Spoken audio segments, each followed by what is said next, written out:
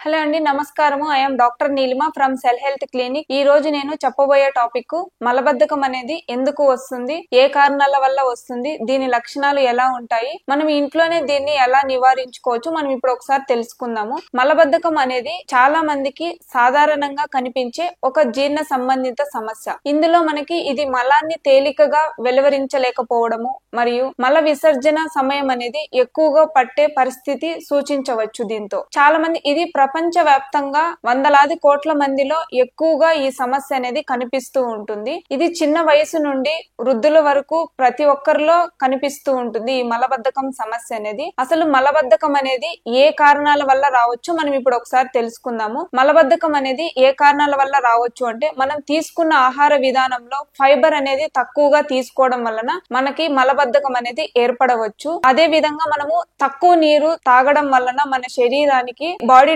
Dehydrate అయ్యేది, motion problem అనేది వస్తూ ఉంటుంది. అదే విధంగా మానసిక ఒత్తిడి అనేది దీర్ఘకాలంగా ఉండడం వలన, అంటే యాంగ్జైటీ, డిప్రెషన్స్ ఇట్లాంటి ఎక్కువగా ఉండడం వల్ల కూడా మనకి మలబద్ధకం అనేది వస్తూ ఉంటుంది. అదే విధంగా కొన్ని ఔషధాలు అంటే మందులు ఏమైనా ఎక్కువగా వాడడం వల్ల కూడా రావచ్చు. అంటే opioids, anti depressions, calcium tablets, iron tablets, steroids ఇట్లాంటివి ఏమైనా ఎక్కువ వాడినప్పుడు కూడా మనకి మలబద్ధకం సమస్య అనేది వస్తూ ఉంటుంది. ప్రెగ్నెన్సీ కండిషన్స్ లో హార్మోనల్ మార్పుల వల్ల మనకి చాలా మందికి మలబద్ధకం సమస్య అనేది వస్తూ ఉంటుంది. ఫిజికల్ యాక్టివిటీ అనేది లేకపోవడం వల్ల కూడా మలబద్ధకం అనేది వస్తూ ఉంటుంది. అంటే చాలా మంది ఏమిటి అంటే ఎక్కువగా దీర్ఘకాలంగా ఒక 5 to 6 అవర్స్ గానీ లేదా ఎక్కువసేపు కూర్చొని ఉంటూ ఉంటారు. ఇట్లాంటి వాళ్ళల్లో ఎక్కువగా మలబద్ధకం అనేది గమనిస్తూ ఉంటాము. ఫిజికల్ యాక్టివిటీ అనేది వాకింగ్ గానీ ఎక్సర్సైజ్ గానీ ఇట్లాంటి లేకపోవడం వల్ల మనకి మలబద్ధకం సమస్య అనేది ఏర్పడుతుంది. అదే విధంగా మనము మహిళల్లో కూడా ఎక్కువగా మలబద్ధకం సమస్య అనేది గమనిస్తూ ఉంటాము మగవారితో పోల్చుకుంటే.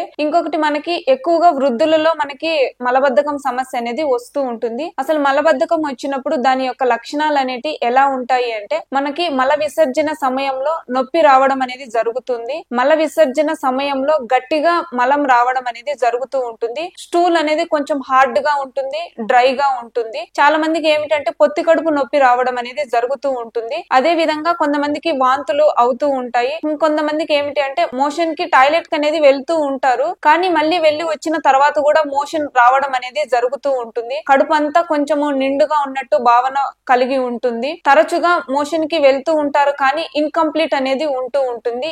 దీని యొక్క లక్షణాలు అనేటివి. అసలు మనము మలబద్ధకం వచ్చినప్పుడు దీన్ని మనం ఇంట్లోనే ఎలా నివారించుకోవచ్చు మనం ఇప్పుడు ఒకసారి తెలుసుకుందాము. ఫైబర్ ఉన్న ఆహార పదార్థాలు అనేటివి ఎక్కువగా తీసుకోవాలి. అంటే ఆకుకూరలు గాని, ఆకుకూరలో మనం మెయిన్ గా మనము తోటకూర గాని, గోంగూర గాని, పాలకూర, మెంతికూర ఇట్లాంటి ఎక్కువగా తీసుకోవాలి. అదే విధంగా పండ్ల కిందకి వస్తే కొంచెం తీపి పదార్థాలు ఉన్నవి తక్కువగా తీసుకోవాలి. అంటే వాటర్ మెలన్ గాని, బొప్పాయ గాని, దుంపలు కొంచెం తక్కువగా తీసుకుంటే మంచిది. ఇట్లాంటి తీసుకోవడం వలన మలబద్ధకాన్ని నివారించుకోవచ్చు. అదే విధంగా మనం రోజుకి 4 నుంచి 4.5 లీటర్ల వాటర్ అనేది కంపల్సరీ తీసుకోవాలి. ఒకవేళ మన శరీరంలో ఏమన్నా వాపులు ఏమన్నా వచ్చినా, అదే విధంగా ఆయాసం అట్లాంటిది ఏమన్నా ఉన్నా, కిడ్నీ సమస్య ఏమన్నా ఉన్నా, లివర్ సమస్య ఏమన్నా ఉన్నా, ఇట్లాంటి వాళ్ళు వాళ్ళ డాక్టర్ సలహా మేరకు వాటర్ అనేది తీసుకోవాలి. మిగతా వాళ్ళు అయితే 4 to 4.5 వాటర్ తీసుకోవాలి. ఇది మనం ఎలా తీసుకోవాలంటే ఎవ్రీ 45 మినిట్స్ కి ఒకసారి 300 ml చొప్పున అట్లా రోజులో మనము 15 to 17 టైమ్స్ తీసుకోవడం వలన కంపల్సరీ మనకి 4.5 to 5 లీటర్స్ లోపల వాటర్ అనేది కంప్లీట్ అవుతుంది.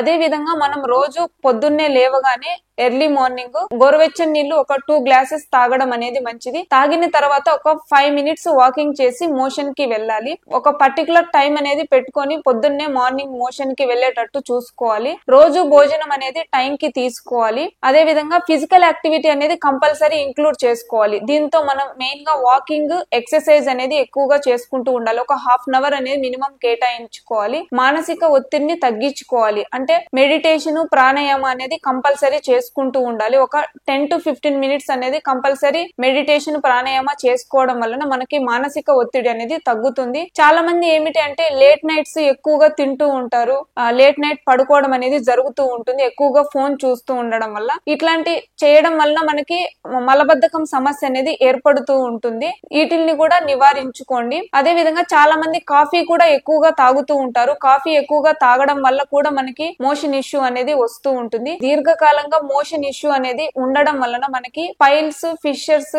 మోషన్ లో బ్లీడ్ అవ్వడం అనేది ఎక్కువగా గమనిస్తూ ఉంటాము. ఇట్లాంటి ఏమన్నా ఇబ్బంది ఉంటే ఒకసారి డాక్టర్ నెల్లి కలవాలి. సో నేను చెప్పింది విన్నారు కదా, ఈ విధానం ఫాలో అవ్వడం వలన మీరు ఇంట్లోనే మలబద్ధకాన్ని నివారించుకోవచ్చు. మీకు ఈ వీడియో పరంగా ఏమైనా డౌట్స్ ఉంటే కమెంట్ చేయండి, దానికి సంబంధించిన ఇన్ఫర్మేషన్ అనేది మేము ఇస్తాము. Thank you.